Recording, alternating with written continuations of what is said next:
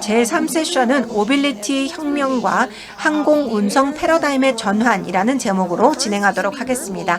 첫 번째 연사는 카리샤 칸 님이십니다. 영국 연구혁신기구 ISCF 프로젝트 차세대 비행혁신팀 리더이십니다. 큰 박수로 맞이해 주시기 바랍니다.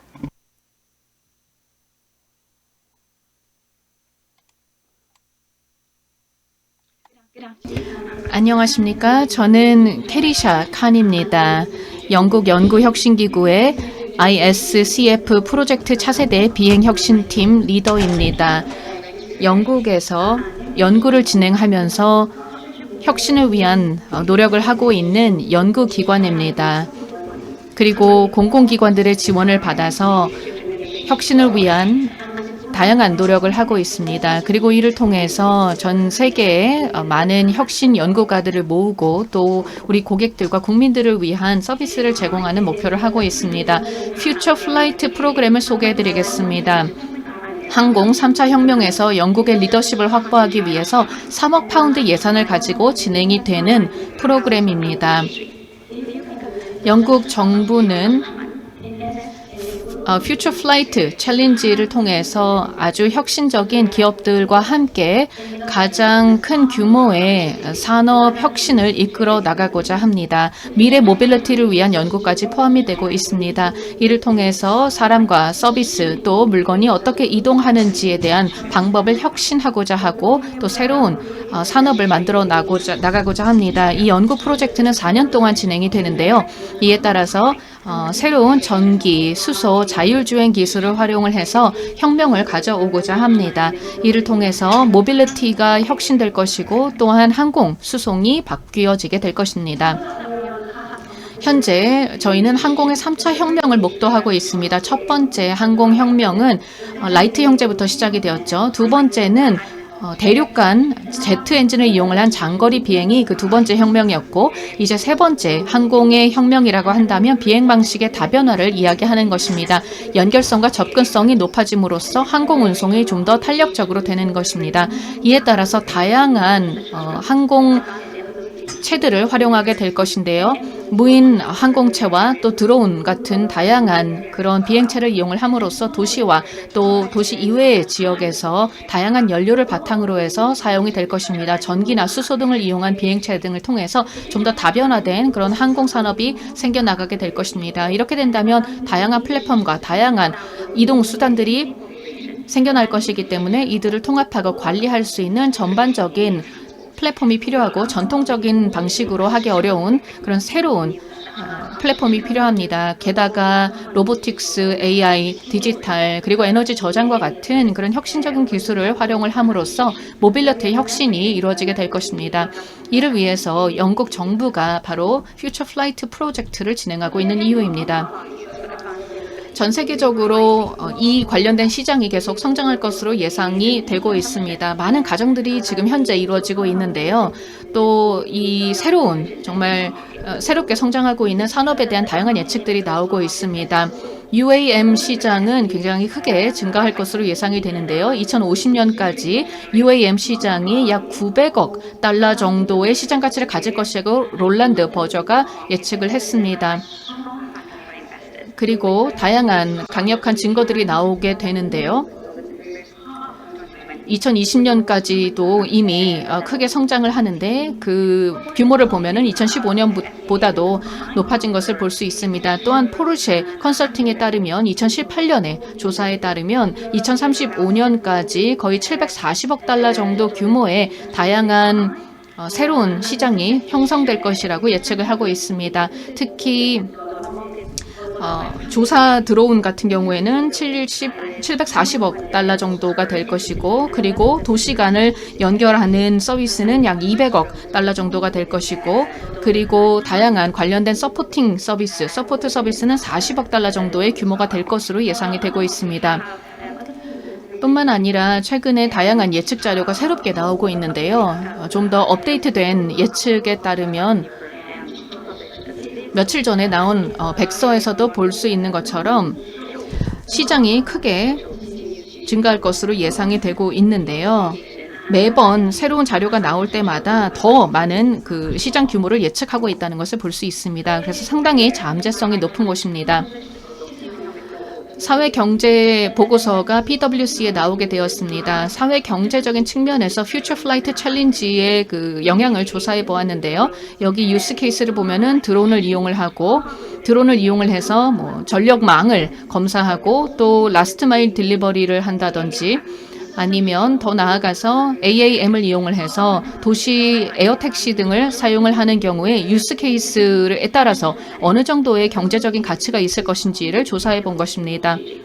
다양한 기술이 발전함에 따라서 계속해서 여러 가지 경제적인 혜택이 나타날 것으로 보이는데요. 이 표에서 보시는 것처럼 결국은 시장의 기회가 굉장히 많다는 것입니다. 새로운 항공 기술을 이용을 함으로써 우리가 거둘 수 있는 경제적인 혜택이 굉장히 많기 때문에 우리가 결국은 정부 차원에서도 연구 차원에서도 예산의 중심을 바꿈으로써 이러한 첨단 비행 기술에 대한 투자를 계속해야 된다는 것을 알 수 있습니다. 영국은 이 분야에서 리더가 되기를 원합니다.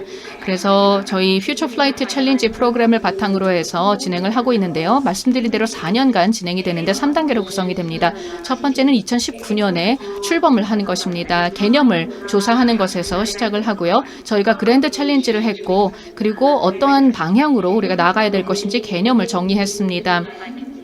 그래서 다양한 항공업계의 관계자들과 컨소시엄을 구성을 해서 진행을 했습니다. 두 번째 단계는 2020년에 시작이 되었습니다. 현재 단계라고 말씀을 드리겠습니다. 지금 단계에서는 고객을 중심으로 하고 유스 케이스를 중심으로 하고 적극적인 챌린지를 통해서 다양한 프로그램들을 구성을 하고 있습니다.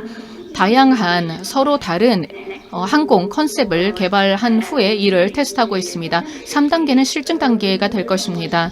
제가 말씀을 드렸던 다양한 전략적인 솔루션들을 실증을 해봄으로써 다양한 비행체에 대해서 다양한 이동 수단에 대해서 테스트를 하고 실증을 하는 단계가 마지막 단계입니다.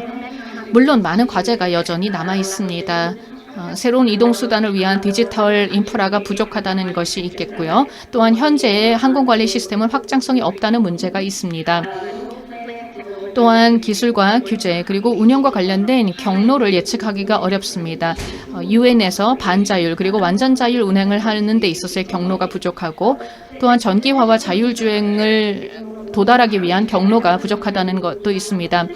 그런데 한 가지 가장 큰 문제 중에 하나가 바로 디지털뿐만 아니라 물리 인프라가 부족하다는 것입니다. 예를 들어서 전력망이라든지 기본적인 물리 인프라가 기반이 되어야만 되는 것이죠. 그 다음으로 또 문제가 되는 것이 국민들의 이 수용성을 높이는 것입니다. 만약에 대중들이 받아들이지 못한다면 이러한 방향으로 성공하기가 어려울 것입니다. 이러한 도전 과제들을 해결하기 위해서 다양한 파트너들과 협업하고 있습니다. 가능한 많은 파트너들과 함께하고 있는데요.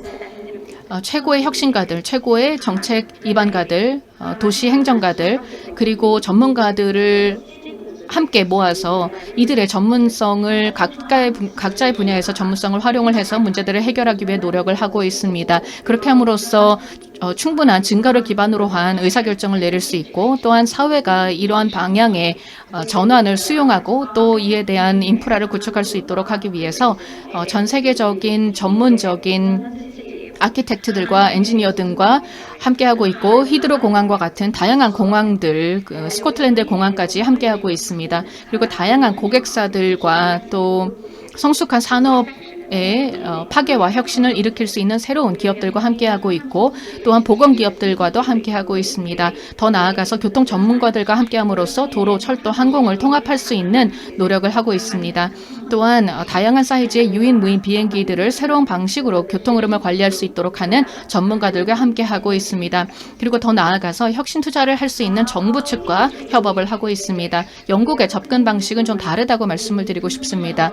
저희가 혁신적인 비행체들과 혁신적인 이동 수단들을 상용화하기 위해서 그때까지 기다리는 것이 아니라 여러 가지 미리 준비를 하고 있습니다. 그리고 이 분야의 역량을 전체적으로 점검하고 개선하기 위해 노력을 하고 있는데요. 단지 항공에서 그치는 것이 아니라 다양한 유스 케이스를 개발하기 위해 노력하고 있습니다. 저희의 전달 계획을 말씀을 드리자면 첫 번째로는 연결성의 속도를 높일 것입니다. 도시 간 그리고 지역 간의 연결성을 높일 것입니다. 그리고 또 전반적인 항공 네트워크를 개선하고 개발할 것입니다. 또한 안전한 항공 프레임워크를 위해서 노력을 할 것이고 또한 영국 내에서 더 우리 지역 사회를 그리고 고객들을 서비스를 제공할 수 있도록 위기 상황에서도 도울 수 있도록 할 것입니다. 항공과 관련된 규제 당국이 함께 할 수 있도록 노력하고 있습니다. 왜냐하면 규제 당국이 이 새로운 항공 혁신 기술에 대한 속도 조절을 하는 역할을 하고 있기 때문입니다. 항공 당국과 공항 당국과 또 여러 당국들과 함께 하면서 더 나아가서 규제자들과 인증기관들이 지원을 해줄 수 있도록 가이드를 제공하는 역할도 하고 있습니다. 이렇게 함으로써 컨소시엄 차원에서 규제에 대한 확실성을 높일 수가 있고 어떠한 방식으로 규제가 이루어질 것인지 예상을 할 수 있기 때문입니다. 그러면 콘소시엄 차원에서 규제에 대한 충분한 대비를 할 수 있다는 장점이 있습니다. 또한 안전한 환경에서 새로운 아이디어를 테스트를 하고 어떤 문제가 있는지를 볼 수가 있고 그리고 이를 바탕으로 해서 좀 더 나은 정책을 결정할 수 있을 것이고 규제와 관련된 문제를 해결할 수 있을 것입니다. 이 과정을 통해서 혁신은 더 효과적으로 가속화될 것입니다. 또한 민간 항공 당국들과 파트너십을 맺고 협력을 하고 있는데요. 이런 혁신적인 항공 시스템이 잘 정착을 할 수 있도록 함께하고 있습니다. 뿐만 아니라 이 미래 플라이트 로드맵을 만들고 프레임워크를 만들고 있습니다. 저희 영국의 어떤 전문가들과 함께 결국 항공의 안전을 최우선으로 하기 위한 프레임워크를 구축하고 있는데요. 앞으로 여러 가지 변화가 이루어져야 할 것입니다. 그래서 새로운 항공 시스템의 안전을 보장하기 위한 안전관리 시스템이 필요할 것이고 또한 어떤 문제가 발생을 했을 때 조치를 취해야 되는지에 대한 연구도 필요합니다. 그리고 저희는 이러한 그 앞서 미래의 그 비행과 관련된 연구를 하고 분석을 하고 그 내용들을 정리를 하고 있습니다. 특히 지금 현재 이러한 기술이 앞으로의 항공 시스템에 큰 영향을 미칠 것이라고 보고 있기 때문입니다. 또한 저희가 로드맵을 만들고 있는데요. 특히 드론과 그리고 소형 비행체들에 대한 로드맵을 제공을 함으로써 전반적인 미래의 그 비행 또 미래의 항공 생태계가 어떠한 모양을 갖게 될 것인지 보여주고 또한 기술적인 마일스톤과 또 상용화의 마일스톤 등등을 제시함으로써 앞으로의 퓨처 플라이트 챌린지에서 필요한 마일스톤을 확인할 수 있도록 합니다. 그리고 이해 당사자들과 함께하고 있다고 말씀을 드렸는데요. 굉장히 다양한 분야의 당사자들과 협업하고 있습니다. 여기에 몇 가지 보여드리고 있는 것이 저희가 내놓고 있는 결과물들입니다. 앞으로도 이 프로젝트를 통해서 다양한 프로젝트 결과물들이 나올 것으로 예상이 됩니다. 현재 다양한 기술 포트폴리오를 가지고 발전을 하고 있습니다. 시스템들의 시스템 접근 방식을 펴고 있는데요. 다양한 이동체들과 또 다양한 공간들 그리고 이를 위해 필요한 운영이라든지 서비스 제공 그리고 관리와 관련된 시스템들을 개발을 하고 있습니다. 현재 2단계를 진행하고 있다고 말씀을 드렸는데요. 드론을 건강 서비스와 또 긴급 상황 투입을 위해서 개발을 하고 있고 팬데믹이 진행이 되고 있기 때문에 앞으로 에어 모빌리티를 이용을 함으로써 좀 더 다양한 서비스를 제공할 수 있을 것이고 또한 더 나아가서 전반적인 항공 시스템의 전기화를 위한 것도 하고 있습니다. 그래서 계속해서 수소에 대한 조사도 하고 있습니다. 전기화뿐만 아니라 수소를 연료로 하는 것 그리고 이와 관련해서 필요한 인프라에 대한 조사도 계속하고 있습니다. 저희가 협업을 통해서 파트너십을 구축하고 프로젝트를 진행하고 있다고 말씀을 드렸는데요. 정부와 연구기관들, 대학, 그리고 공공기관들과 기업들과 함께 하고 있습니다.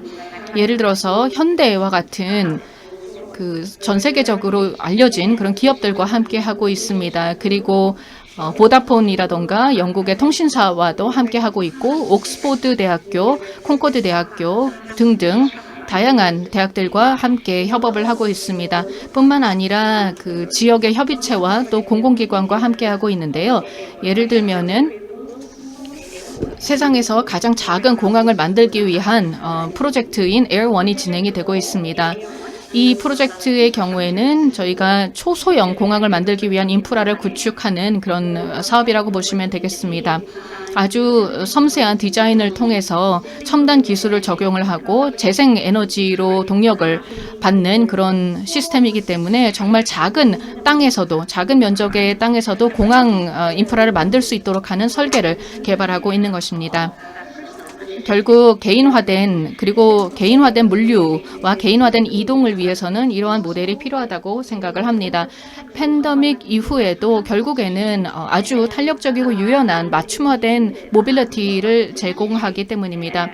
그리고 이 사업에 따라서 이 초소형 공항의 모델을 2021년 정도면 어느 정도 제시를 할 수 있을 것이라고 생각이 됩니다. 도시 공항 차원이라고 보겠는데 현대 에어 모빌리티, 말로이, 그리고 코벤트리 등등 굉장히 다양한 기관들과 함께 하고 있습니다. 여기 보시는 것처럼 저희의 사업은 완전히 협업 위주로 진행이 되고 있습니다. 이 프로젝트는 영국 정부로부터 120억 파운드의 예산 지원을 받아서 진행을 하고 있습니다. 아마 가장 중요한 점이라고 한다면 미래의 항공을 이야기했을 때는 협업이 아닌가 생각을 합니다. 앞으로 저희는 이러한 협업을 확장해 나가고자 노력할 것입니다. 감사합니다. 네, 대단히 감사합니다. 발표 잘 들었습니다. 다음으로는 송재용 현대자동차 UAM 사업추진실장님을 모시고 발표를 듣도록 하겠습니다. 실장님을 큰 박수로 맞이해 주시기 바랍니다. 네, 안녕하세요. 저는 현대자동차 그룹의 송재용이라고 합니다. 일단 오늘 이런 자리에서 저희 현대자동차 그룹의 그 UAM 사업에 대한 설명을 하게 돼서 정말 기쁘게 생각하고요. 초대해 주셔서 감사합니다. 저희가 이제 이 세계 항공 컨퍼런스에서 자동차 OEM으로서 이런 새로운 시대 항공에 대해서 얘기를 할 수 있게 됐다는 게 상당히 저희로서도 고무적이고 또 흥미로운 일이라고 생각합니다. 왜 이렇게 그 UAM이라는 얼반 에어 모빌리티 산업이 이렇게 화두가 됐고 또 지금 저희와 같은 현대자동차 그룹 자동차 OEM은 이 사업을 이제 어떻게 바라보고 있고 또 어떠한 비전을 갖고 있는지에 대해서 제가 좀 설명을 드리도록 하겠습니다. 네, 우선 왜 UAM이 이렇게 화두가 됐냐라는 질문에 대한 답은 결국 최근에 이제 대두되고 있는 여러 기술과 새로운 사업 모델이 이런 UAM 시장을 가능하게 했다라고 말씀드릴 수 있겠습니다. 먼저 첫 번째로 전동화에 대한 부분입니다. 이 항공산업의 역사에서도 잘 아시겠지만 결국 그 파워트레인에 대한 변화가 많은 변화와 새로운 산업들을 이렇게 만들어 왔는데요. 결국 지금 뭐 항공 분야뿐만 아니고 모든 운송 분야에서 트렌드는 명확하게 전동화라는 트렌드로 이제 가고 있습니다. 그래서 저희 그 항공산업에서도 결국 드론에서 이미 전동화라는 게 이제 시작이 됐고요. 그 다음에 결국 VTOL이라는 수직 이착륙 기체를 통해서 도심 내에서 전동화 기체를 만드는 방향으로 진행이 되고 있습니다. 또 하나는 이제 오토노미라는 부분인데요.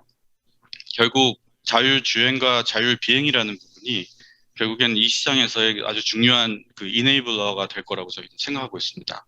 자율비행이 되면 더욱더 이제 안전하고 그런 그 운송이 가능할 거고요. 또 중요한 부분은 그 운항에 대한 그 코스트나 사업 전체의 어떤 비용 측면에서도 결국 자율비행이 많은 그런 그 베네핏을 줄 거라고 생각하고 있기 때문에 이러한 부분이 이 UAM 산업의 스케일을 크게 가져갈 수 있도록 기여를 한다라고 생각을 합니다. 또 이제 빅데이터라는 부분이 결국 지금 그 지상에서 이루어지는 자율주행이나 이런 부분보다도 항공으로 이제 진행이 되면서 결국 더 많은 영상 데이터와 더 많은 그런 규모의 데이터를 처리해야 되기 때문에 결국 이런 그 3D 환경에서의 데이터를 처리할 수 있는 그런 빅데이터 기술 또한 되게 상당히 저희에게 중요한 기술적 트리거가 될 거라고 보고 있습니다. 마지막으로 지금 이제 모빌리티 서비스라는 부분이 확대되고 있는 부분 또한까지 결합해서 결국 이 UAM 시장은 저희가 바라보기에는 어떤 스케줄드 된 플라이트가 아닌 온 디맨드 기반의 그런 새로운 그 산업을 열어줄 것이라고 바라보고 있습니다. 네, UAM의 활용처에 대해서는 이제 크게 세 가지로 구분돼서 말씀드릴 수 있겠습니다. 먼저 이제 패신저의 이동에 대한 부분입니다. 일단 얼반 에어 모빌리티 관점에서는 약 4에서 5명 정도의 그 승객이 탑승할 수 있는 도심형 기체, 즉 이제 공항이나 이런 쪽에서 도심 외곽에서 시티 센터로 기체를 사람들을 날아다닐 수 있는 이런 약 한 40에서 50km 정도에서의 운송이 먼저 이루어질 거라고 생각하고 있고요. 이런 부분이 더 확대가 되면 결국 이제 패신저 숫자나 레인지가 더 확대되는 방향으로 기체의 기술은 더욱더 발전할 것이라고 보고 있습니다. 그다음 두 번째는 이제 물류 시장인데요. 물류 시장은 지금 라스트 마일 딜리버리 쪽에서 이미 이제 상업화가 드론에 기반해서 이루어지고 있습니다만 결국 이쪽은 가장 코스트 센시티브한 시장이기 때문에 이제 사업성을 결국 내기 위해서는 저희가 보기에는 더 이제 멀리 날아야 되고 더 많은 물건을 실을 수 있는 그런 기체의 좀 개발이 필요하다고 보고 있습니다. 그래서 결국 초기 시범 사업 이후에는 저희가 바라보고 있는 물류기라는 기체는 기존 전기가 갈 수 있는 걸 넘어서서 약 한 1톤 이상의 물건을 나를 수 있고 1000km 정도 이상의 거리를 날 수 있는 좀 새로운 파워트레인 기반의 물류 산업의 기체가 출현할 수 있을 거라고 생각하고 있습니다. 그 다음에 마지막으로 이제 퍼블릭 유즈라는 부분이 어떻게 보면 이 시장을 열게 하는데 가장 최초의 어떤 애플리케이션으로 나타날 수 있을 거라고 보고 있습니다. 공공의 어떤 니즈라든지 아니면 의료 분야 또는 매드백 분야라든지 또는 이제 밀리터리 분야에서도 이 UAM 산업이 좀 빠르게 시장에 적용될 수 있는 그런 분야라고 생각하고 있습니다. 네, UAM이 결국에는 이제 왜 이렇게 확산이 되고 수요 자체도 많아질 것이라고 보냐라는 부분에 대한 답은 결국 이 도심이 갖고 있는 핵심 이슈들을 결국 해결해 줄 하나의 수단이라고 보고 있기 때문입니다. 먼저 이제 교통 체증이라는 부분에 있어서 결국 앞으로도 많은 지상에서의 혁신이 있을 거고 새로운 모빌리티의 그런 수단들이 나오겠지만 결국 이 고객들의 모빌리티 수요는 계속해서 이제 폭발적으로 증가를 하고 있는 거고 이러한 수요들이 다 이런 요구사항을 충족하기가 되게 어려운 상황입니다. 결국 UAM이 이런 2D 사회에서의 모빌리티 수요를 이제 3디멘션으로 이거를 수요를 충족해 줄 수 있는 그런 수단이 될 것이라고 보고 있고요. 또 중요한 거는 지금 이 도심 메가시티 안에서의 그런 트래블 타임을 심지어 2배에서 3배까지도 단축시켜 줄 수 있는 그런 베네핏을 줄 수 있다고 저희는 생각하고 있습니다. 그 다음에 이제 두 번째로 중요한 게 이제 폴루션에 대한 부분인데요. 이런 좀 친환경 전기 에너지, 친환경 수소 에너지 기반의 이런 UAM 기체 도입을 통해서 이 메가시티가 갖고 있는 그런 폴루션의 이슈도 해결해 줄 수 있을 거라고 저희는 바라보고 있습니다. 결국 이제 UAM이 엄청나게 스케일업이 된다라고 이제 저희는 생각하고 있고 이렇게 스케일업이 되면 이제 미래 도시가 갖고 있는 이런 이슈들을 해결해주고 미래 도시의 어떤 새로운 얼반 플래닝조차도 새롭게 우리가 가져갈 수 있는 그런 중요한 수단이 될 수 있지 않을까라고 생각을 하고 있습니다. 이제 많은 분들이 UAM이 있기 전에 왜 헬리콥터나 이런 부분들은 실현되지 않겠냐라는 질문을 하실 수 있을 것 같습니다.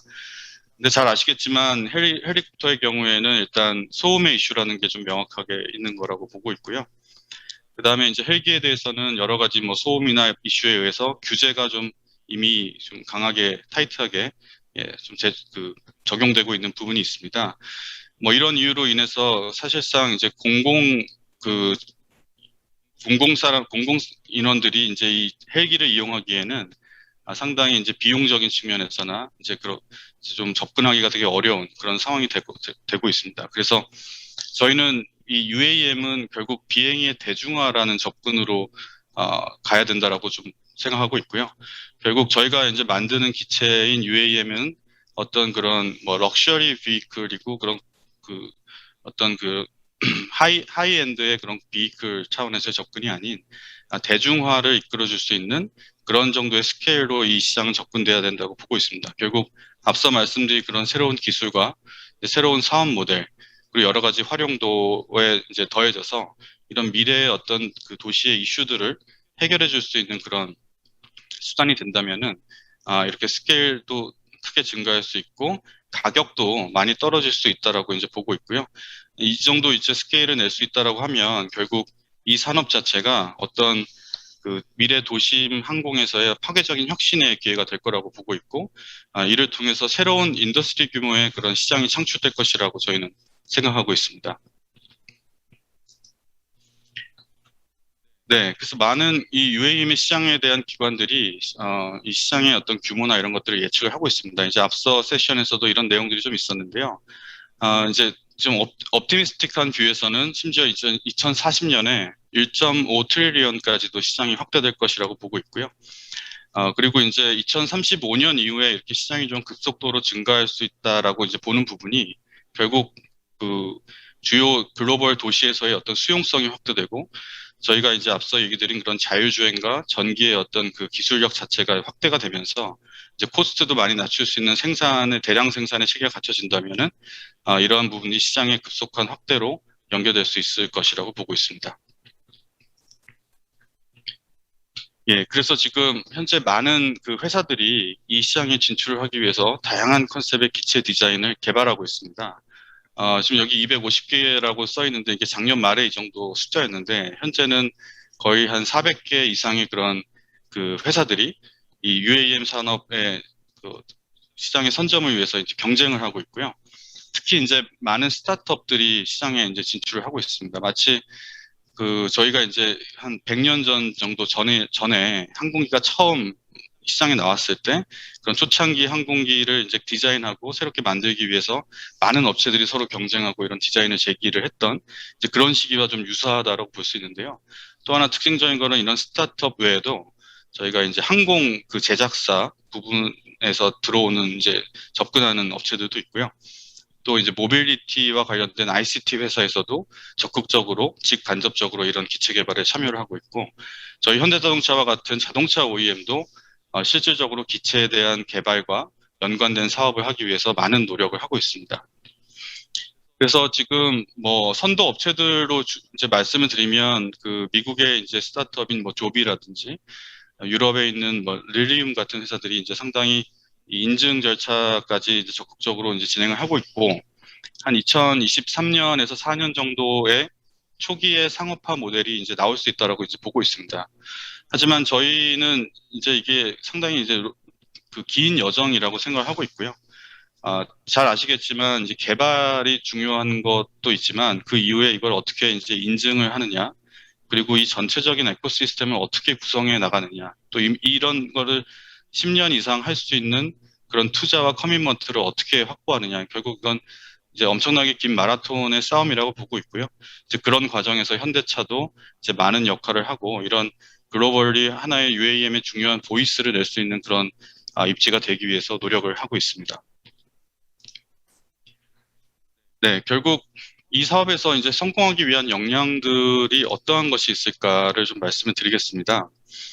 먼저 이제 첫 번째로는 이제 앞서 말씀드린 것처럼 이 시장이 결국에는 그 대중화가 돼야 되고요.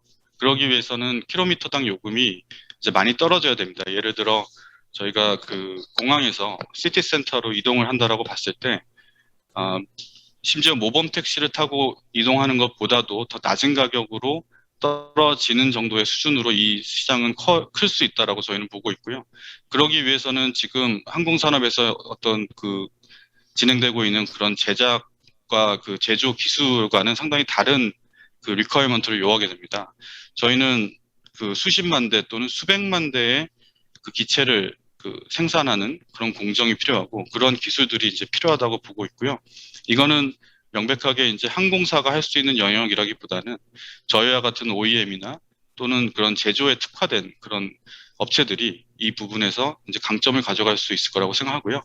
또 제조의 어떤 그 능력과 기술도 있지만 결국 이거를 얼마나 좋은 품질과 그다음 가장 안전한 기체로서 이제 이 제조를 가져가느냐라는 부분이 저희는 이 사업에서 상당히 중요한 요인이라고 생각하고 있습니다. 그 다음에 두 번째로 이제 생각할 수 있는 게 결국 그 전반적인 밸류 체인에서의 어떤 플레이를 하냐라는 부분이 되겠습니다. 기체를 만드는 것도 물론 이제 중요합니다만 결국 인프라스트럭처를 어떻게 네트워크를 구성하느냐, 그 다음에 이 기체 자체에 대한 MRO나 파트에 대한 사업을 어떻게 할 것인지, 그 다음에 결국에는 이 모빌리티와 연계된 여러 가지 그 서비스 사업들이 확장이 될 수 있고요. 이제 이런 부분들에서 과연 어떤 케이퍼빌리티를 가진 업체들이 같이 힘을 합해가지고 파트너십을 가져가느냐라는 부분도 상당히 중요할 것이라고 보고 있습니다. 그 다음에 세 번째로는 이제 기술에 대한 부분인데요. 결국 전동화라는 그런 차별화된 기술이라는 게 이제 상당히 저희는 중요하고, 또 현대차 관점에서도 결국에는 자동차에서 저희가 축적하고 있는 전동화 기술을 이 UAM으로 좀 더 확대해서 할 수 있도록 저희는 좀 생각을 하고 있고요. 그 다음에 결국 또 이제 중요한 기술이 여기 써 있지는 않습니다만 자율주행이라는 부분, 이런 그 자율 비행이라는 부분도 결국에는 이 사업에서 결국 스케일을 가져갈 수 있고 기술적인 경쟁 우위를 점할 수 있는 중요한 요인이라고 보고 있습니다. 그 다음에 이제 퓨얼셀이라는 부분도 저희는 상당히 중요한 하나의 혁신을 만들 수 있다고 보고 있습니다. 전기로는 지금 당장의 이 전기 배터리 기술로는 사실 일부 이 정해진 루트와 정해진 그 환경 안에서는 비행기를 띄울 수 있고 저희가 이런 UAM 기체를 운영을 할 수는 있겠지만, 이거를 상당히 이제 그 상업화를 하는 데 있어서는 많은 허들이 존재합니다. 결국 배터리의 어떤 에너지 밀도나 이런 파워 같은 것들이 기체를 계속해서 키우거나 또는 더 먼 거리를 가져갈 수는 없는 그런 한계점이 존재하기 때문에 저희는 조심스럽게 말씀드리지만 결국 퓨얼셀이라는 부분도 UAM에서 되게 중요한 하나의 혁신적인 그런 파워트레인이 될 수 있다고 생각을 하고, 이와 관련된 부분도 적극적으로 그 역량을 쌓아가도록 노력하고 있습니다. 마지막으로 네 번째는 결국 그 모빌리티 솔루션의 인테그레이션입니다.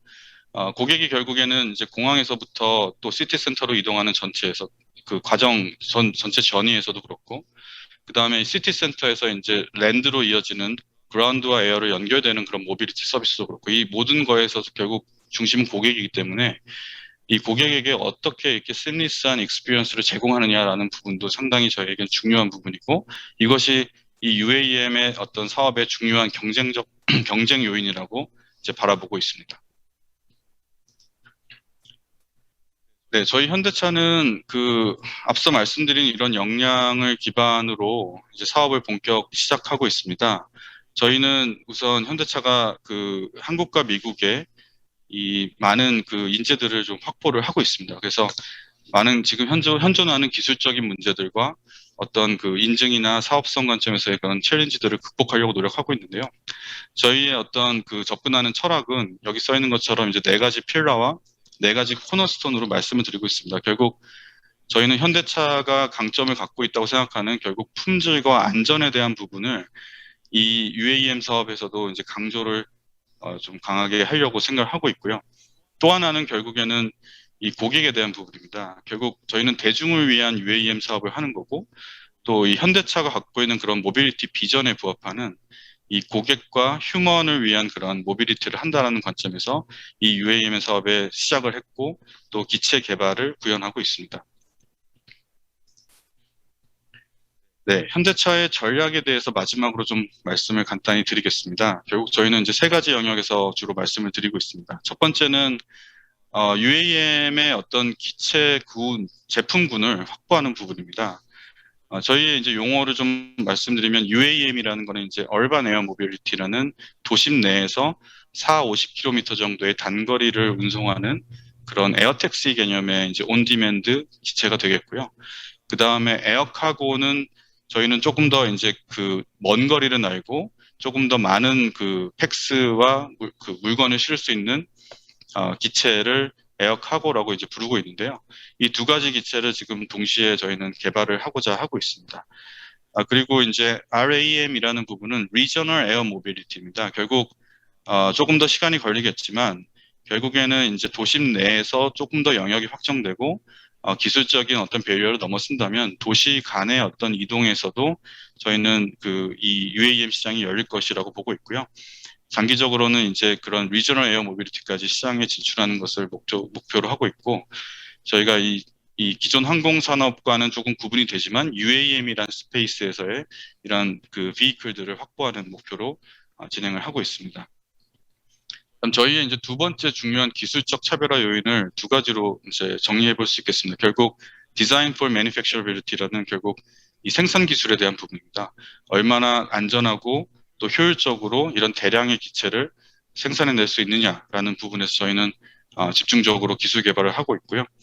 그 다음에 이제 하이드로젠 퓨얼셀 파워트레인입니다. 결국 저희가 지금 자동차에서 축적된 그런 상업화된 이 수소연료전지 기반으로 저희가 가능한 빠르게 가장 앞선 기술력을 가지고 항공 전용 연료전지 시스템을 개발을 지금 진행 중에 있습니다. 그래서 이 부분이 저희에게는 이 UAM 산업을 어떻게 보면 크게 이제 좀 변화시킬 수 있는 게임 체인징 테크놀로지다라고 좀 정의를 내리고 개발을 하고 있고요.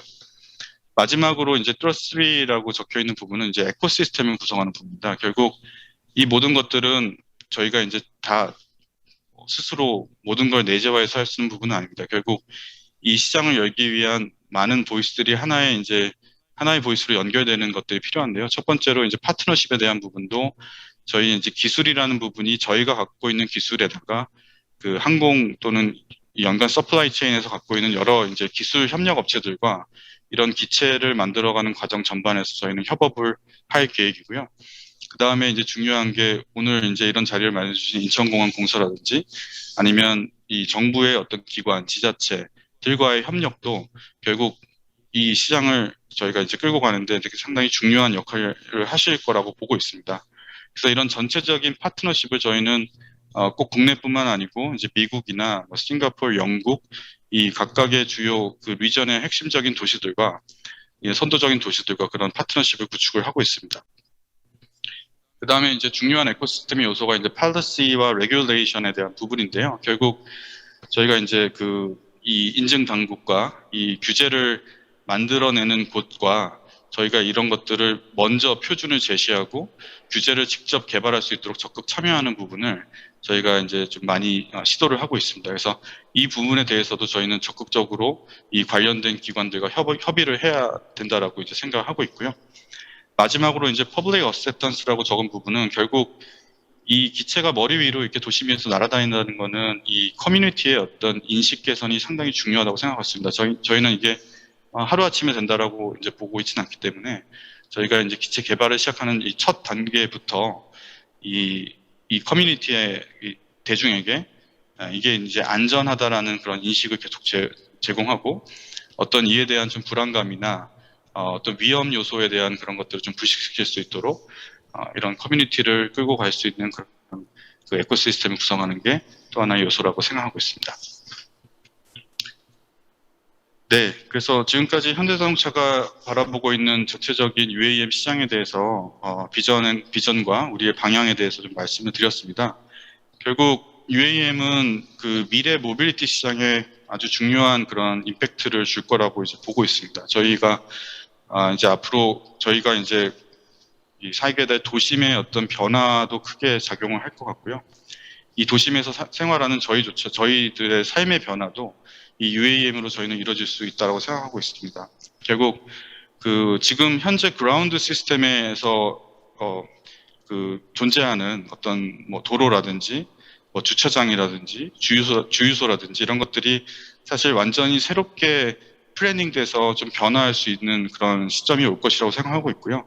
이런 것들이 만약 저희에게 좀 더 저희의 라이프 스타일에 맞는 그런 문화시설이라든지 아니면 더 편리를 제공해주는 혜택을 제공해주는 공간으로 바뀐다면은 이런 것들이 사실은 저희에게 더 서스테이너블한 그런 미래 사회를 가져갈 수 있는데 많은 기여를 할 수 있을 거라고 보고 있습니다.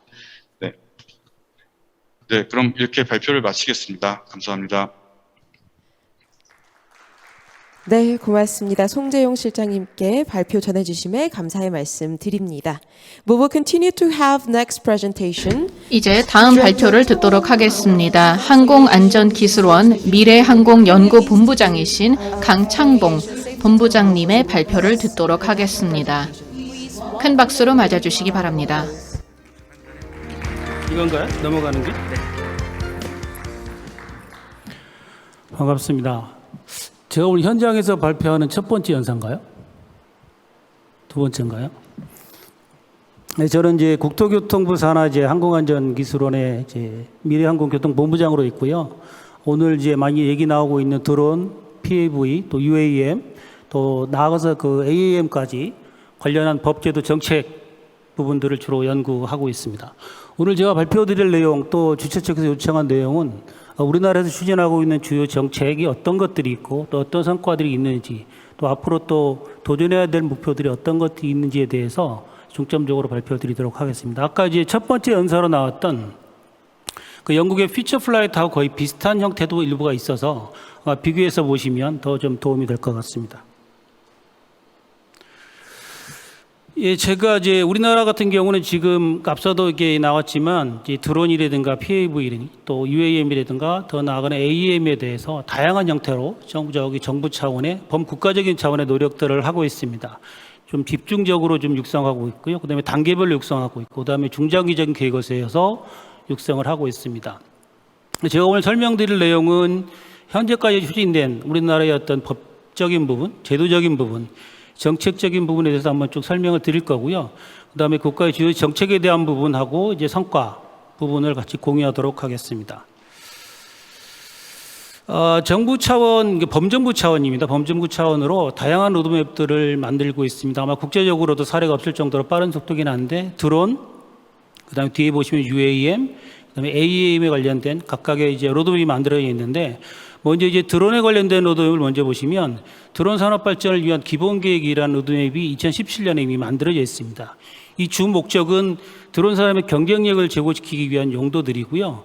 주로 이제 공공 수요를 통해서 어떤 이제 산업 초기화의 어떤 마중물을 만드는 내용들, 그 다음에 규제 개혁하는 부분들, 그 다음에 각종 인프라를 구축하는 내용들이 주가 되겠습니다. 두 번째는 오늘 이제 그 첫 번째, 두 번째 연사분 계속 말씀하시는 UAM에 관련된 로드맵도 정부가 2020년 작년에 만들어서 이제 시행을 하고 있습니다. 이 UAM 로드맵의 주 목적은 이제 국가 차원의 어떤 능력을 결집시키겠다라는 거고요. 목표를 보시면 뭐 언론을 통해서 많이 보셨겠지만 2025년에 이제 상용화 이제 초기 모델을 이제 시작하고 30년에 본격화하는 형태로 되어 있습니다. 그리고 이제 아마 좀 생소하신 부분도 계실 텐데 AEM이라는 부분이 있습니다. UAM을 훨씬 좀 능가하는 용도라든가 또 활용 케이스라든가 플랫폼이 더 다양한 형태로 반영되어 있는 AEM이 있는데, 이 AEM에 대한 계획들이 올해 3월에 발표된 항공산업발전 계획에 포함되어 있습니다. 10년 주기로 항공산업 전반에 대한 로드맵을 만드는 프로그램인데요. 이 안에 포함이 돼서 예를 들면 이제 핵심 어떤 기술을 개발하는 부분들, 그다음에 표준화를 준비하는 부분들, 그다음에 핵심 기술을 개발하는 부분들이 같이 녹아 들어가 있습니다.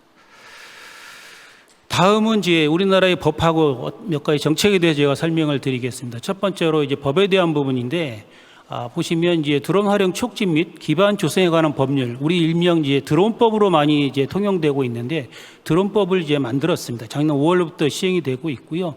이거는 어떤 체계적으로 국가가 드론 산업 활성화를 위한 지원을 목적으로 이제 만들어져 있습니다. 여기서 좀 유심히 보실 부분이 이제 오브젝트 부분인데, 대상 자체를 이제 조종사가 탑승하지 않은 상태에서 비행하는 모든 비행체로 정의를 하고 있습니다.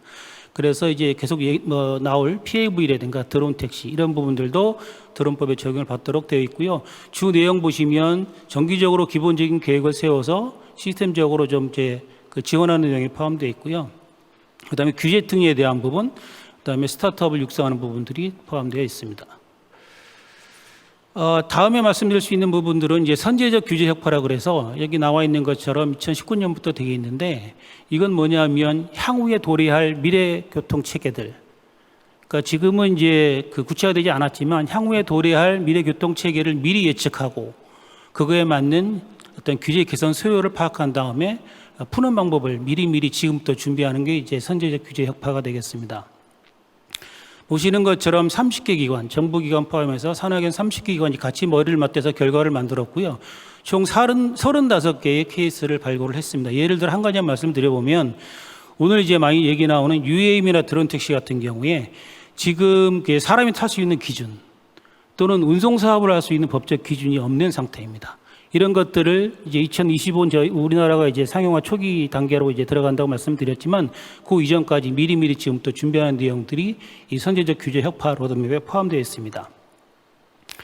하나만 더 예를 들어보면, 지금 공항이라든가 원전 지역에서 전파를 차단하거나 또는 교란하는 행위는 법적으로 이제 불법에 해당이 됩니다. 그래서 작년 연말에 항공시설법 일부 개정에서 공항에서 어떤 안전의 목적으로는 사용할 수 있도록 하는 것도 이 선제적 규제 혁파를 통해서 개정된 사례가 되겠습니다.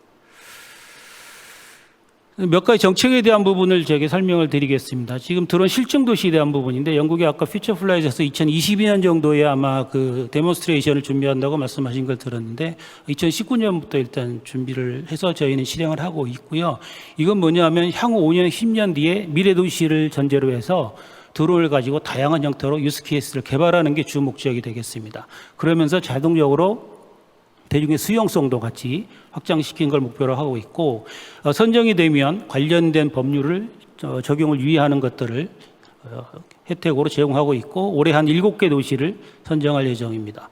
그리고 밑에 이제 드론 특별 자야구역이 또 있습니다. 이것도 마찬가지로 유스케이스를 개발하고 실증하기 위한 용도로 되어 있고요. 이거는 선정되면 비행 승인이라든가 또는 인증 관련된 각종 규제를 아예 이제 면제시켜 줌으로 인해 가지고 저 활성화에 대한 부분들을 빨리 앞당길 수 있도록 하는 게 주 목적이 되겠고 올해 15개 지자체를 선정을 해서 진행을 하고 있고 UAM 드론 택시와 관련된 부분도 3개시가 선정이 된 상태입니다. 다음은 이제 드론 규제 샌드박스라는 그 정책 제도가 있습니다. 이건 뭐냐면 여기 나와 있는 것처럼 비즈니스 모델을 개발하기 위한 게 주 목적이고요. 선정이 되면 아까 실증 도시와 마찬가지로 관련된 규제를 유예시켜 줍니다. 작년에 사례를 드리면 약 6,800회 정도의 이제 비행을 실시할 정도로 실증이 이제 광범위하게 이루어지고 있고요. 상당한 성과를 거두고 있습니다. 밑에 이제 그림 보시면 알겠지만 첫 번째 그림에 나와 있는 게 여러분들이 많이 기억하실 그 여의도에서 펼쳐졌던 코로나 극복 드론 쇼입니다. 이 부분도 규제 샌드박스를 통해서 이제 개발이 된 사업이고요. 두 번째, 세 번째도 우리나라 기업들이 해외 경진대회에서 1등하는 부분들, 그다음에 해외 이제 그 풍력 발전소의 블레이드를 검사하는 부분들도 규제 샌드박스를 통해서 그 능력을 키운 업체들이 전 세계의 물량들을 상당수 지금 커버하고 있습니다. 다음은 이제 인프라스트럭처에 대한 부분입니다. 이 부분은 이제 기간도 많이 걸리고 이제 예산도 많이 들기 때문에 오래전부터 준비하고 진행이 되지 않으면 실제 어떤 상용화 시기에 좀 이제 어긋나는 경우가 많이 생기는데 다행히 2018년부터 본격적으로 인프라 구축 사업들을 하고 있습니다. 비행기용 시험장입니다. 드론을 위한 비행기용 시험장도 전국에 5군데를 이미 만들거나 또는 운영 중에 있습니다. 주 용도는 만든 드론에 대한 기술적인 부분을 개발하는 것들을 주로 하고 있습니다. 그리고 국가 종합 비행 시험장, 그다음에 드론 인증센터도 마찬가지 구축이 진행되고 있습니다. 자, 지금부터 이제 몇 가지 정책 사례하고 그 성과에 대한 부분을 이제 설명을 드리겠습니다. 첫 번째는 이제 드론에 해당되는 부분이면서 UAM과 관련된 부분인데 UTM에 대한 부분입니다. 이제 우리나라는 UTM에 대한 부분을 이제 구축하고 실증하는 부분까지 1단계 목표로 잡고 있고 2단계에는 UAM을 포함해서 구축하는 것을 목표로 하고 있습니다. 이제 저희가 속해 있는 이 항공안전기술원에서 주관을 하고 있고요. 우측 화면에서 보시는 것처럼 현재 우리나라 이제 UTM 개발이 굉장히 속도가 좀 빨리 진행되고 있습니다. 지금 국가 운영 체계인 PIMS를 포함해서 UTM 체계를 당연히 구축을 하고요. 그다음에 통신 모듈인 UTI들을 개발해서 장착을 한 상태가 되겠습니다. 현재 이제 오픈 API가 가능한 상태고요. 도심 실증이 가능한 TCL4까지 조달이 돼 있다고 보시면 될 것 같고 두 내지 3개 지역에서 20대를 동시에 에어본 상태로 채용한 상태를 추적할 수 있는 정도까지 되어 있습니다. 아까 이제 영상 잠깐 보셨겠지만 저게 11월 11일 날 여의도에서 시행했던 내용들입니다. 이게 뭐냐면 대도심에서 그 UTM용의 어떤 이제 통신 모듈을 장착하고 그다음에 드론 택시 포함해서 동시에 8대를 비행을 시키면서 이륙에서부터 에머전시 플랜 그다음에 랜딩까지를 다 수행한 세계 첫 번째 사례가 되겠습니다. UAM에 대한 추진 성과를 좀 보겠습니다. UAM은 아까 설명드린 대로 20년 6월에 UAM 로드맵을 만들었다고 말씀드렸고요. 관련해서 지금 이제 그 유스케이스를 개발하기 위한 그랜드 챌린지 프로그램도 진행을 하고 있습니다. 나사도 마찬가지 챌린지 프로그램을 진행했는데 우리나라도 이제 유사한 개념의 챌린지 프로그램들을 본격 준비하고 있습니다. 그 다음에 올해 3월에는 정부 합동으로 UAM과 관련된 전체 R&D 프로젝트를 발굴해서 이제 시행을 준비하고 있고요. 네 번째 나와 있는 것처럼 앞전에 이제 설명했던 현대자동차 설명이 됐었는데 각종 프라이빗 섹터에서 다양한 형태로 역할을 좀 분담해서 속도를 내고 있습니다. 오늘 그 행사를 주관하는 인천공항공사 쪽에도 버티포트를 포함한 어떤 인프라 부분들, 그 다음에 유스케이스를 개발하는 부분에 적극적으로 뛰어들고 있습니다. 마지막으로 AAM에 대한 부분입니다. AAM 부분은 이제 UAM을 더 능가하는 부분이 있고요. 용처라든가 그다음에 대상 플랫폼들이 더 다양해지는 부분이다 보니까 일단 생태계 구축이 굉장히 중요한데 다행히 올해 3월에 항공산업기본계획의 내용들이 반영이 돼 있어서 이 부분에 대한 것들을 본격적으로 추진하고 있고요. 그다음에 이제 에코시스템에 대한 부분에 대해서 기술 개발이 본격적으로 추진되고 있는 단계로 보시면 될 것 같습니다.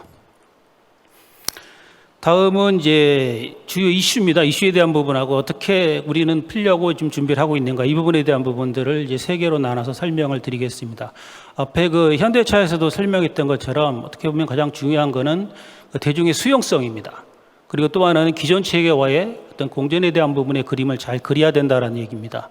그래서 지금 이제 새로운 에어 모빌리티에 대해서 굉장히 어떤 신뢰적인 부분에서 아직까지는 좀 부족한 부분이 있고 그러다 보니까 심지어는 새로운 위험 요소로 간주하는 경향성도 있습니다. 그래서 우리나라에서는 이제 파란색으로 박스 친 것처럼 준비하고 있는 게 점진적으로 좀 이제 단계를 높이겠다라는 생각입니다. 카고에서 패신저로 가고요, 퍼블릭에서 프라이빗으로 점점점 시간과 또 어떤 기술의 이제 그 축적이 되는 것들을 보면서 점진적으로 활용도를 높여가면서 대중의 수용성을 좀 이제 확장시키는 계획을 갖고 있고요. 신도시라든가 스마트 시티에서 우선적으로 운영하는 프로그램을 갖고 또 어떤 관광 체험 프로그램 형태로도 운영하면서 수용성을 좀 높이는 형태로 계획을 하고 있습니다.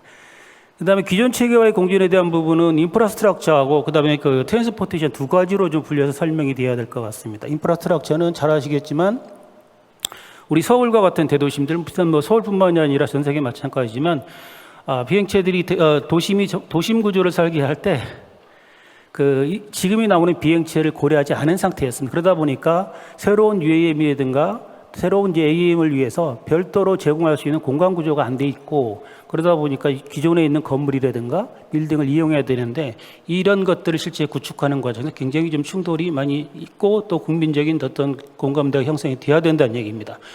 또 하나는 이제 교통체계에 대한 부분, 기존에 있는 체계와의 공존에 대한 부분도 또 우려가 되는 부분 중에 하나라고 볼 수 있는데 다행히 지금 현재 계획을 보면 기존의 빌딩 헬리패드라든가 신도시의 어떤 인프라를 먼저 우선적으로 연결시켜 쓰고요.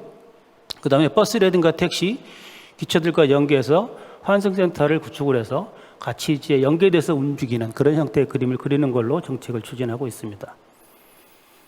안전에 대한 부분입니다. 아까 인증에 대한 부분이 나왔고요. 저희 기관이 지금 이제 인증을 담당하는 기관이기도 합니다. 그래서 인증에 대한 부분은 이제 설계 단계에서부터 또 개발을 거치는 과정까지 미리미리 준비되고 그래야 이제 소위 말한 어떤 그 업체, 준비하는 업체에서 중단 없이 새로운 기술들을 빨리빨리 개발해낼 수 있기 때문에 이 부분에 대한 부분도 집중적으로 같이 이제 준비를 하고 있습니다. 그 다음에 이제 도심 운영이기 때문에 운영 개념에 대한 부분도 확정이 필요한 상황이고요. 가장 중요한 교통관리 체계를 관리하는 부분들도 중요히 이제 고려가 돼야 됩니다. UTM이라는 부분은 지금 고도 150m 이하의 체계의 드론을 이제 타겟으로 주로 있기 때문에 지금 UAM이 운영되는 300에서 600m 이 부분에 대한 것들을 커버할 수 있는 프로그램이 있어야 되고요. 궁극적으로는 이제 아이카오에서 발표하는 거 보면 우주까지도 결국 트래픽 매니지먼트 안에 포함되어야 되기 때문에 STM까지도 같이 고려가 돼야 됩니다. 그래서 이제 국가 간의 상호 프로그램을 통해서 인증하는 부분들을 이제 같이 고민하고 있고요. 그다음에 아까 말씀드린 것처럼 각종 실증 사업을 통해서 한국형 운영 개념을 개발하고 그다음에 UTM 확장을 할 계획입니다. 자, 마지막 이슈가 되겠습니다. 이제 환경을 조성하는 부분들인데 지금 이제 우리나라 같은 경우는 기체 개발에 대한 부분이 조금 늦었습니다. 이런 부분에 대한 것들을 정부 차원에서 1인승 또는 이제 미드에서 롱 디스턴스까지 이제 개발하는 부분도 같이 하고 있고요. 그다음에 핵심 부품에 대한 부분도 같이 개발을 추진 중에 있습니다. 그다음에 이제 기업들에 대해서 공공 데이터를 활용할 수 있도록 데이터를 제공하는 부분들, 각종 이제 세제 혜택을 주는 부분도 추진 계획 안에 포함돼서 육성할 계획입니다. 네, 마지막 결론입니다. 앞서 계속 그 연사분들이 말씀하신 것처럼 굉장한 기회이고 또 큰 도전입니다. 근데 이제 우리나라 같은 경우는 보시는 것처럼 국가 레벨에서 다양한 어떤 산학연과 협업 체계를 통해서 산업을 육성하고 있다고 말씀을 드리고 싶고요. 어느 특정 국가만의 힘으로 될 수 있는 부분이 아니기 때문에 국제적인 협력이 본질적으로 필요하다. 인증이라든가 안전이라든가 또 인프라라든가 또 운영 개념에 대한 부분도 같이 좀 협업을 할 필요가 있다는 말씀을 드리고 싶고요. 지금은 이제 UAM에 초점이 돼서 이제 각종 정책이라든가 제도가 발굴이 되고 있는데 궁극적으로는 AAM으로 가야 되는 상황들이기 때문에 기존의 항공기 그다음에 이제 드론, 그다음에 AEM까지를 전체 확장형 그림으로 준비해야 되지 않냐, 그런 부분들을 제가 마지막으로 말씀을 드리고 싶습니다. 시간에 쫓기다 보니까 충분히 설명치 못한 점들은 양해 부탁드리겠습니다. 감사합니다. 네, 본부장님 발표 감사합니다. 자리로 모시겠습니다. And last but not least, Mr. 마지막 발표를 듣도록 하겠습니다. 인천광역시 항공과장을 맡고 계신 안광호 과장님께서 발표를 해주시겠습니다. 큰 박수로 맞이해 주시기 바랍니다. 이거요? 네, 반갑습니다. 먼저 우리 인천국제공항의 개항 20주년을 진심으로 축하드립니다. 또한 이런 자리에서 우리 인천에서 만들어가는 우리 도심 항공교통 체계에 대해서 브리핑하게 된 것을 매우 기쁘게 생각합니다. 그럼 지금부터 우리 인천에서 만들어가는 도심 항공교통 체계 실현 방안에 대해서 말씀드리도록 하겠습니다. 브리핑 순서는 우리 시가 바라보는 도심 교통 항공 체계, 인천의 여건, 인천의 정책 방향, 인천의 미래 비전 순으로 말씀드리도록 하겠습니다.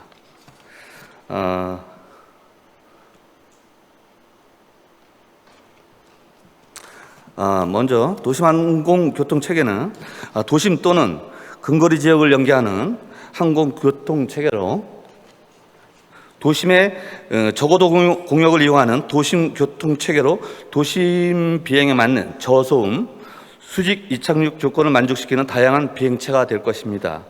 이를 위해서는 도심 내 터미널 구축과 도심 내 대중교통수단과의 연계, 또 플랫폼 사업과 연계한 다양한 서비스가 필요할 것입니다.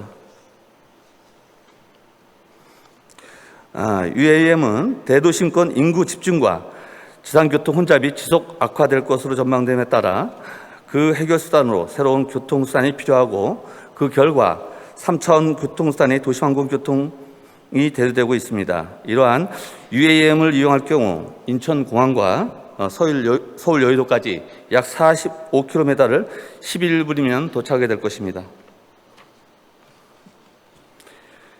UAM 체계는 항공산업과 자동차 산업이 융합하게 될 것입니다. 도로주행과 공중비행이 모두 가능한 자동차, 플라잉카가 그것이고요. 2040년까지의 시장 규모가 731조 원으로 전망되는 미래 먹거리 산업으로 성장할 것으로 예상됩니다. UAM 체계는 다양한 융복합 서비스 산업을 창출하게 될 것입니다. 기계부품 제작, 항공정비산업, 운항관제 인프라 시스템, 서비스 및 보험 등 다양한 연관 산업이 등장하게 될 것입니다. 또한 UAM 체계는 도시계획의 새로운 패러다임이 요구될 것입니다. 도심 한가운데 구축되는 다양한 버티포트는 도시계획과 건축 계획에 많은 변화와 영향을 미칠 것으로 예상됩니다. UAM 체계는 국제공항과 비견되는 버티허브와 지역공항과 대비되는 버티포트, 헬리포트와 대비되는 버티패드로 연결될 것입니다. 다음은 인천의 여건에 대해서 말씀드리도록 하겠습니다. 우리 대한민국은 1950년 6.25 전쟁 발발 후 72여 년 만에 폐허의 땅에서 세계 10대 경제 대국으로 성장해 왔습니다. 그 중심축에는 우리 인천이 있었음을 말씀드리고 싶습니다. 한반도는 호랑이의 형상을 하고 있고, 그 호랑이의 배꼽에 상당한 위치에 우리 인천이 위치하고 있습니다. 그런 까닭에 인천은 지금까지 국제교류의 관문 역할을 수행해왔고, 근대 문물과 산업의 출발이 이곳 인천에서부터 시작됐습니다. 또한 우리 인천은 다양성을 품은 도시로 다양한 나라의 사람들이 거주하는 문화의 다양성과 다양한 문화적 특성을 가진 사람들이 전국에서 모인 인구의 다양성을 갖고 있는 도시이기도 합니다. 우리 인천에서는 1958년 대한민국 최초로 로켓이 시험 발사되었고, 남동 부평 주한산업단지는 대한민국 근대 산업화를 선도해 왔습니다. 인천은 미래를 선도하는 준비된 도시이기도 합니다. 인천국제공항과 인천항이 있고, 동북아 교류의 중심지이며 인구 2,500만 명의 메갈로폴리탄을 형성하고 있습니다. 또한 국내 최초로 경제자유구역이 지정됐고 국가드론 전용 시행병장 및 국가드론 인증센터를 유치하여 개발 중에 있습니다.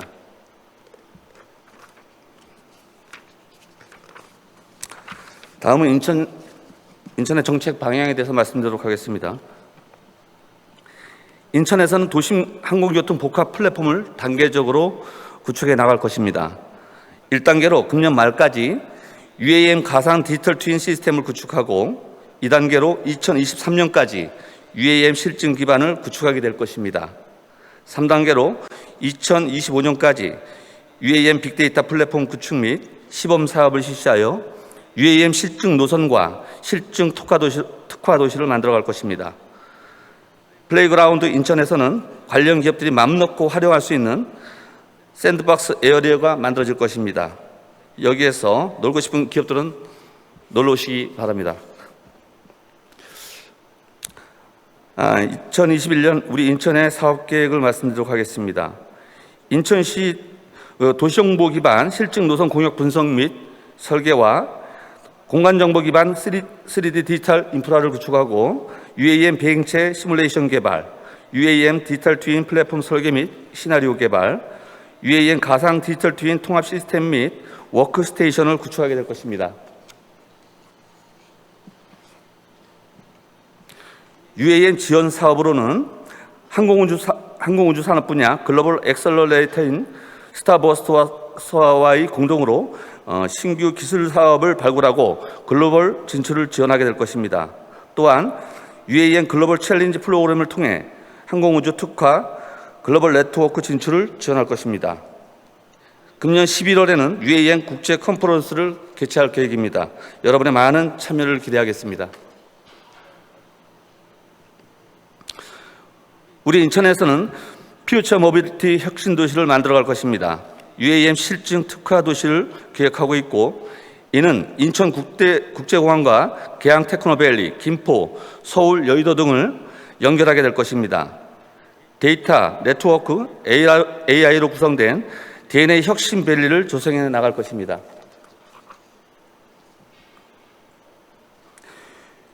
UAM 버티 허브와 스마트 교통을 연계하고 도시 기능이 집적된 스마트 시티를 만들어 나갈 계획입니다.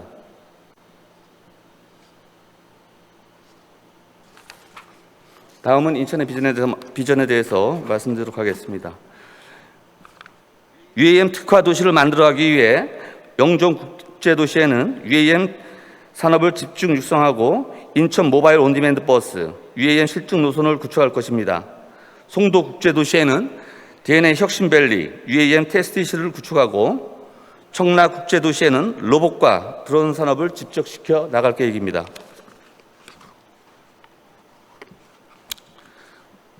여러분들이 계신 이곳 행사장에서 1마일 이내의 거리에 이와 같은 버티허브가 구현되어 우리가 꿈꾸는 UAM 기반의 모빌리티 혁신 도시가 이곳에서 이루어질 것입니다.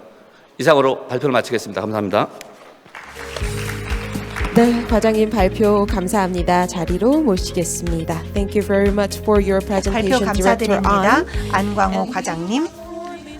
아주 의미 있는 4개의 발표를 듣게 되었습니다. 4분의 연사분들께서 각각 발표를 해주셨고 아주 유익한 발표였고 식견이 가득한 발표였습니다. 이렇게 아이디어를 공유해 주시고 함께해 주셔서 감사드립니다. 그럼 지금부터 질의응답 시간을 진행하도록 하겠습니다. 네 분을 모시고 질의응답을 진행하도록 하겠는데요. 먼저 강창봉 연사님 그리고 지금 발표하신 안광호 과장님 무대 위로 모시도록 하겠습니다. 큰 박수로 다시 한번 맞아주시기 바랍니다. 저희가 온라인 참석자분들께서 미리 제출해 주신 질문과 또한 발표 중에 접수된 질문들을 수집했는데요. 이 질문들을 4분의 연사분들께 드려보도록 하겠습니다. 첫 번째 질문은 캐리샤 칸님을 위한 것입니다. 최중매님께서 질문을 해주셨는데요. 영국의 미래 항공 프로그램과 관련해서 소개를 해주셨는데 혹시 실제로 연내에 도입이 될 수 있는 성공적인 항공혁신 사례가 있다면 소개해 주시면 좋을 것 같습니다. 2021년 혹은 올해 가시화될 수 있는 사례가 있나요? 네, 질문 감사합니다. 지금 현재는 개발 단계에 있습니다. 저희의 프로그램의 개발 단계에 있기 때문에 실증은 3단계에 진행이 될 것인데요. 이는 2024년부터 2024년까지입니다. 이후에 실질적인 이행과 확장이 이루어질 것입니다. 그리고 이 과정에서 슈퍼 컨소시엄을 구축을 해서 실증을 진행을 할 예정입니다. 그래서 아직까지는 실증 대상 프로그램을 선정을 하는 것은 아니고 올해 말이 되면서 2022년을 준비한 과정에서 실증 프로그램들이 나오게 될 것이고 이후에 실증이 진행이 될 것입니다. 하지만 말씀을 드린 바대로 시스템들의 시스템 접근을 취하고 있기 때문에 2단계에서 저희가 선정한 다양한 아이디어에 대해서 2021년 내년에 테스트를 진행을 할 것입니다.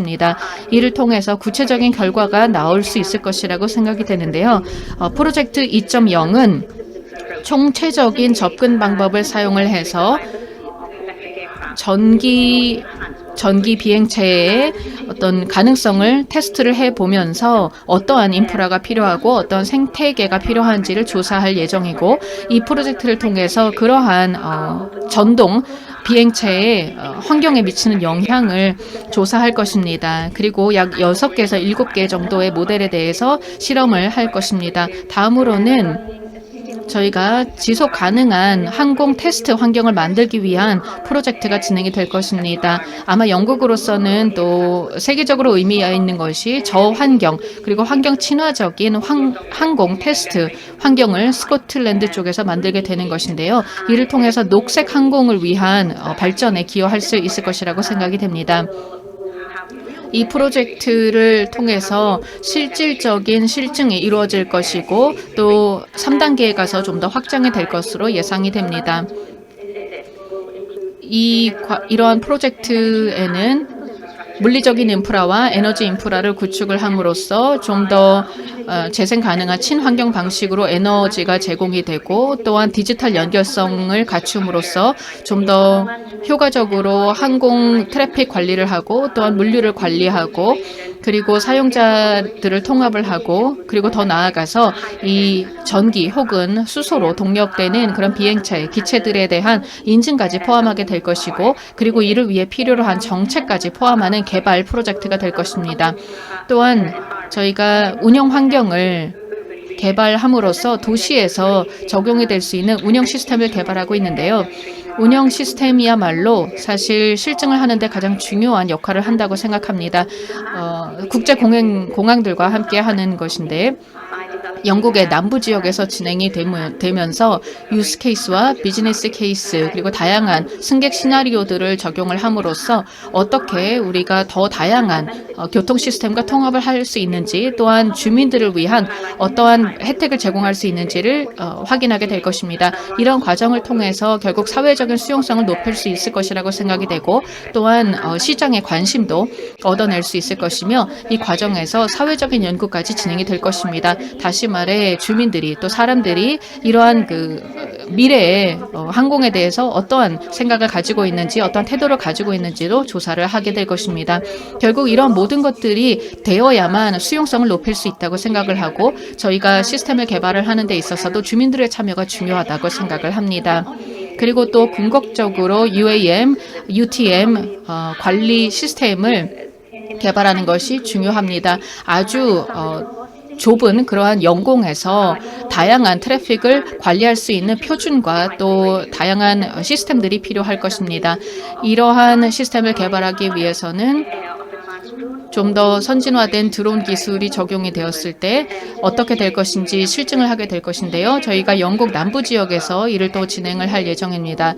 이렇게 함으로써 UAM이 실제적으로 현실화될 수 있도록 하고 있습니다. 굉장히 많은 프로젝트가 진행이 되고 있기 때문에 다 말씀을 드릴 수는 없을 것 같습니다만 이러한 다양한 프로젝트 아이들 중에서 실증 대상을 선정을 할 예정입니다. 그래서 일부만 말씀을 드렸습니다. 감사합니다. 네, 감사합니다. 진행 중인 프로젝트에 대해서 소개해 주셔서 두 번째 감사합니다. 질문은 송재용 실장님과 안광호 항공과장님께 동시에 드리는 질문입니다. 먼저 실장님께서 답변을 주신 후에 과장님께 여쭙겠습니다. 현재 현대자동차가 한국공항공사 등과 협업해서 UAM 이착륙 터미널 건설에도 박차를 가하고 있는 것으로 알고 있습니다. 공항이 UAM 포트 외에 어떠한 역할을 했을 때 UAM의 활성화에 긍정적인 영향을 줄 수 있을 것으로 보시는지 기업 관점에서의 생각을 듣고 싶습니다라고 물으셨습니다. 네, 질문 감사합니다. 일단 그 버티포트 중심의 생태계를 만드는 거는 생각보다는 이제 상당히 그 범위도 넓고 상당히 중요한 일이라고 저는 생각하는데요. 버티포트 자체도 사실은 여러 가지 타입이 있을 수가 있고요. 그러니까 저희가 어떤 그 버티포트의 어떤 허브 역할을 하는 그런 개념의 아주 대형 버티포트가 있을 수도 있고, 또 이제 군데군데 좀 흩어져 있는 좀 작은 규모의 뭐 벌티 스탑이라든지 이런 여러 가지의 그런 벌티포트의 형태가 있을 수가 있고요. 또 이제 벌티포트에 착륙하는 기체를 생각해 봐도 사실 저희가 이제 많이들 얘기하고 있는 그런 VTOL 컨셉의 기체가 있을 수도 있고, 사실은 이제 이게 시장에 어떻게 인증이 되고 열리느냐에 따라서 아예 저희가 지금 생각하지 않은 또 다른 파워트레인에 또는 또 다른 그런 형상의 기체들이 나올 수가 있을 것 같습니다. 그래서 저는 일단 그 버티포트 자체의 어떤 그 설계를 하고 거기에 들어가는 여러 가지 시스템을 만들고 준비하는 것도 일단 그것만 해도 이제 상당히 중요한 일이라고 생각하고 있고요. 그런 전체적인 네트워크를 이제 어떻게 구성하느냐에 대한 부분은 결국에는 이 사업을 할 수 있는 가장 최적의 사업자가 저희와 같은 기업들과 파트너십을 가지고 해야 된다고 생각하고 있습니다. 그래서 버티포트 자체의 어떤 설계나 그 운용도 하나가 있겠지만, 이런 다양한 버티포트를 이제 운영할 수 있는 그런 기체를 가지고 운영할 수 있는 운영 사업자라는 부분도 이제 이 생태계에 들어올 거고, 또 이제 이 벌티포트 자체가 하나의 또 공항의 모습이기 때문에 이 공항과 유사하게 어떤 그런 교통 관리를 해주는 그런 서비스 사업에 대한 부분도 있을 거고요. 그래서 이런 것들에 대한 생태계는 상당히 이제 긴 저니로 이루어질 수밖에 없고, 이런 공항의 그 역할이 상당히 중요하다고 보고 있습니다. 또 이것들을 결국 만들어가는 그 전반적인 과정은 이러한 제도나 규제 같은 것들을 얼마나 좀 선도적으로 보이스를 내서 제정해 나가고 관련된 프로세스를 정립해 가는가라는 게 이제 가장 키가 될 것 같고요. 그래서 이 부분에 있어서 상당히 이제 공항의 역할이 저는 중요하다고 보고 있고, 그 다음에 하나 더 그냥 추가로 말씀을 드리면 결국에는 이제 저희가 타겟해야 될 것은 이제 고객이라고 저는 생각을 하고요. 결국 공항을 이용하는 고객이 결국 UAM을 이용하는 고객이고요. 또 이 고객이 결국 비행기를 타는 고객이 될 거고, 이런 고객한테 이 공항 자체가 어떠한 그런 베네핏과 경험을 제공해 주느냐라는 것들에 이제 상당히 많은 고민이 필요하고, 거기서 어떤 새로운 사업과 새로운 것들이 이제 나와야 되지 않을까 생각하고요. 결국 그런 고객들을 위해서 이제 저희가 이제 이 벌티 그 허브나 이런 것들의 어떤 전체적인 운영의 어떤 그런 효율성을 가져간 것도 중요하지만, 고객에게 어떤 그런 새로운 기술들을 기반한 새로운 경험들을 제공하고 상당히 디지털 친화적인 그런 그 운영 환경을 제공해 준다는 것들이 되게 중요할 것 같고요. 그런 관점에서 저희가 이제 기업 관점에서는 많은 그런 도움과 이 생태계를 만들어가는데 좀 그 지원을 받을 수 있지 않을까라고 생각하고 있습니다. 네, 답변 감사합니다. 같은 질문 인천시 안광호 항공과장님께도 답변을 요청드리겠습니다. 네. UAM 체계는 기본적으로 그 도심 항공교통 체계이다 보니까 우리 인천국제공항과 같은 공항과 바로 연계되어져야 되는 것이 가장 필수적이라고 생각이 되고요. 또한 이것은 버티 허브라든가 버티 패드 이런 부분은 이 도시계획 단계에서부터 고민되어지지 않으면 안 된다고 좀 생각을 합니다. 그런 측면에서 공항은 우리 UAM 체계에 있어서는 굉장히 필수 불가결한 이런 역할을 하게 될 것이라고 저는 생각을 하고요.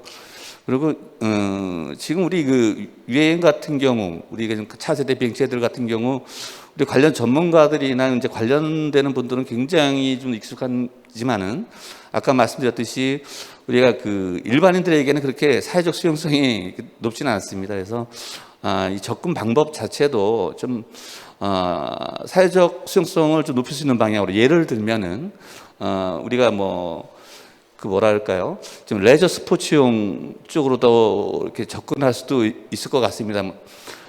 자동차 경주 대회 같이 우리 드론과 관련된 이런 K1이라든가 여러 가지 있을 수가 있는데 그런 레저 스포츠 쪽으로 먼저 접근한 다음에 그럼으로써 우리 사회적 수용성을 높이고 그리고 아까 말씀드렸듯이 이 버티어블 같은 경우에는 도시계획 단계에서부터 분명히 고민되어져야 된다. 이런 부분을 강조하고 싶습니다. 이상입니다.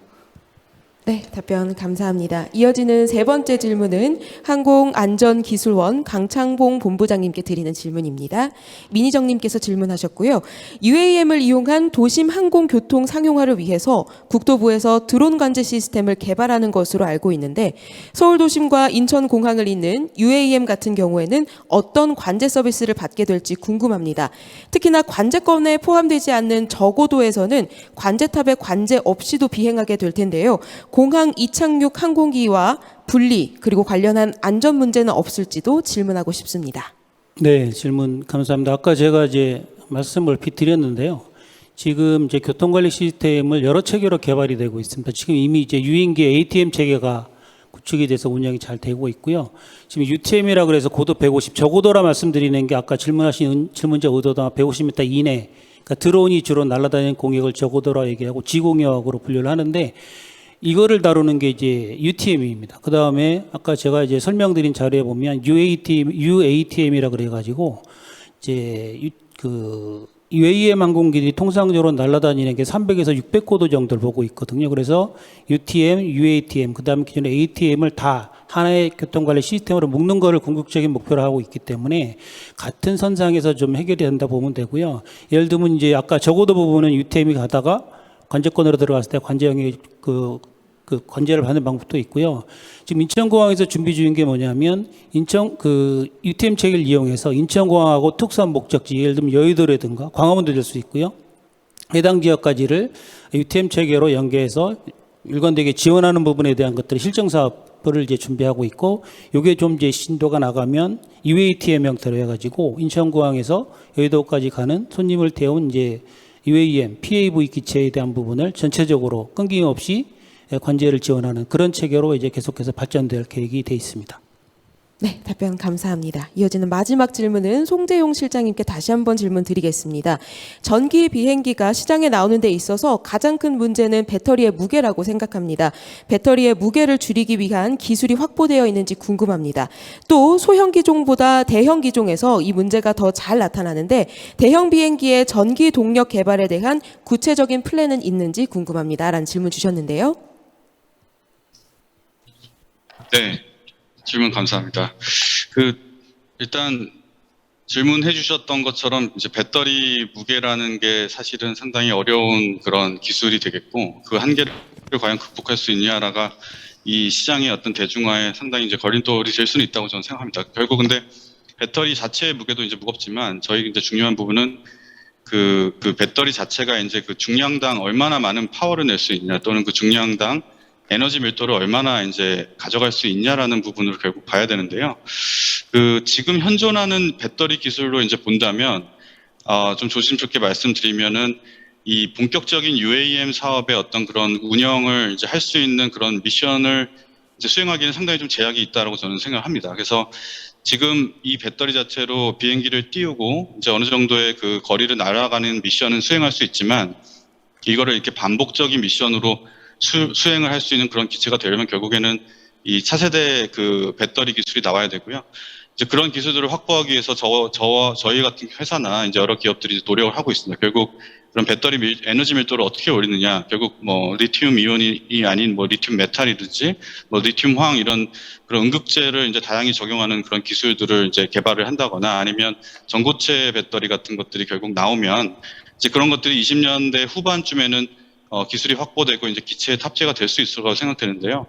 결국 그게 이제 실현이 되는 시점부터는 이런 저희가 사실 얘기하고 있는 그런 좀 활발한 UAM 기체의 어떤 이동과 그 활용이 가능할 거라고 보고 있고요. 그렇다 하더라도 만약에 이제 대형 기체라고까지 간다라고 보면은 이제 이거는 정말 장기간의 시간이 소요될 것 같습니다. 그래서 사실 이제 결국에는 배터리의 기술력도 중요하지만 이 기술에 들어가는 비용을 상쇄할 만큼 우리가 이제 시장을 만들어낼 수 있냐라는 부분으로 얘기를 돼야 될 것 같고요. 그러면은 일단 저희는 이제 20년대 전체적으로 봤을 때는 배터리 기반의 이런 eVTOL이라는 시장도 분명히 존재하겠지만 사실 많은 업체들이 또 이제 하이브리드 기체를 파워체인을 가지고 하이브리드 전기 내연기관과 그 하이브리드 전기의 하이브리드 기반의 그런 기체들도 사실은 이미 시장에 지금 진출을 하려고 하고 있고요. 이런 부분들이 지금 이제 부족한 사업성을 메꿔주기 위해서 뭐 레인지를 더 길게 간다든지 아니면 페이로드를 더 높여줘서 이제 사람을 더 태운다든지 하는 식으로 이제 그런 사업자들이 이제 나타날 걸 보고 있고, 그리고 좀 더 궁극적으로 저희가 이제 그 더 큰 기체를 본다. 그러면은 이제 아까 이제 제가 파업 그 프레젠테이션 잠깐 말씀드린 수소연료 전지 부분도 어느 정도 이제 시장이 성숙되면 이게 가능할 거라 보고 있습니다. 결국에는 그러한 대형 기체로 한계를 넘어서는 거는 전기가 아닌 또 다른 동력원이 이런 수소연료 전지 같은 것들이 필요하다고 보고 있고요. 이제 그런 기술들을 계속해서 축적해 나가면서 이런 시장이 열릴 수 있을 거라고 생각하고 있습니다. 네, 답변 주심에 감사드립니다. 이렇게 긴 시간 발표와 질의응답까지 유익한 시간 만들어주신 네 분의 연사께 다시 한번 큰 박수 보내주시기 바랍니다. Thank you very much all the speakers of session 3. 네 분께 진심으로 감사의 말씀을 드립니다. 훌륭한 발표 그리고 질의응답 참여해 주셔서 감사합니다. 모시겠습니다. 고맙습니다. 오늘 이곳 제5회 세계항공 컨퍼런스에서는 포스트 코로나 시대의 항공산업에 대해서 특별한 분들 모시고 다양한 관점에서 심도 깊은 논의가 이루어졌습니다. 그리고 코로나 사태를 위기가 아닌 또 다른 기회로 삼아서 우리 항공산업이 더욱더 발전하고 또 도약할 수 있으리라는 희망을 보았습니다. 함께해 주시는 모든 분들께도 회복과 도약을 위한 해법을 제시해드리는 유익한 시간이 되시기를 바라봅니다. Ladies and gentlemen, now it has come to the end of the 이제 5th Annual World Aviation Conference. Once again, we truly appreciate all of your participation and staying with us till the end of the conference. We hope you meet you again next year. 함께해 주신 여러분 고맙습니다. Thank you.